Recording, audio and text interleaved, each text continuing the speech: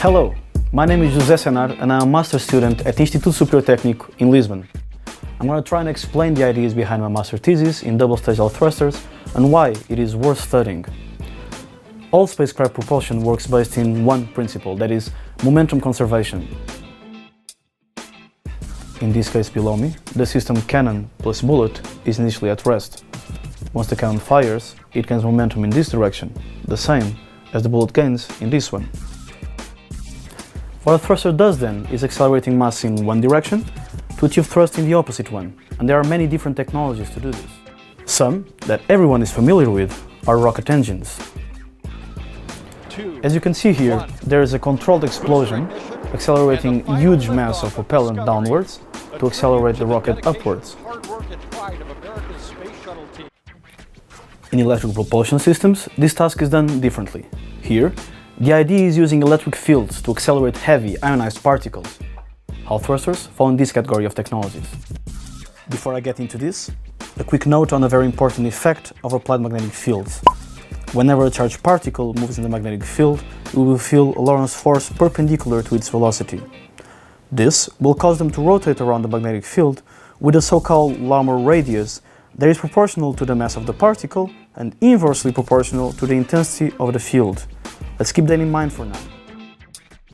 This scheme is of a Hall thruster and shows the thruster channel, the anode, the cathode, and the strong radial magnetic field applied near the exhaust.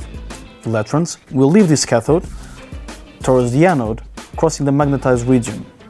Because electrons have a very low mass, and because of what I just explained, they get trapped along the magnetic barrier, creating a region of lower electrical conductivity.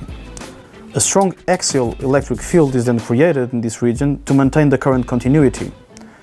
This axial field, coupled with a magnetic field, gives rise to a E cross B drift in the azimuthal direction, called Hall current. The atoms ejected from the anode side, when entering this Hall current region, get efficiently ionized. Because ions have a much higher mass than electrons, they are considered to be non-magnetized, and they are only accelerated outwards to extremely high speeds by the axial electric field.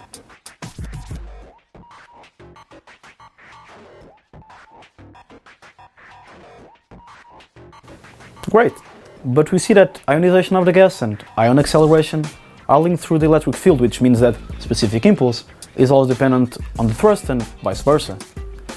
The double-stage concept aims at solving just that. The idea is to add an external ionization source to the usual radial magnetic field region so that specific impulse and thrust can be controlled independently and different regimes of operation can be achieved. Several attempts have been made at this area, but with little success.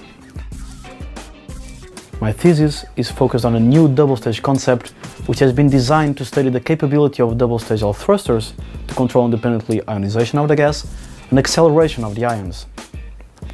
In here comes the ID Hall.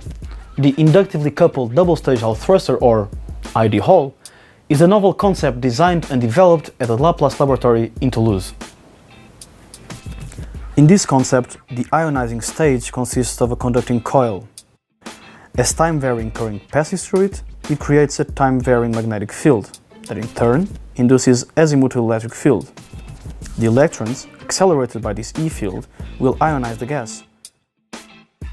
This has great advantage over other double-stage concepts. The ionization region can be easily adjusted along the channel simply by moving the coil in order to achieve more efficient extraction.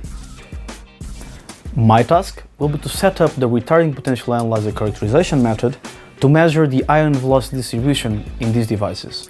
This will allow us to access specific impulse and divergence of the plume versus operating conditions, and more generally to give new insights into the double-stage concept. Thank you for your attention.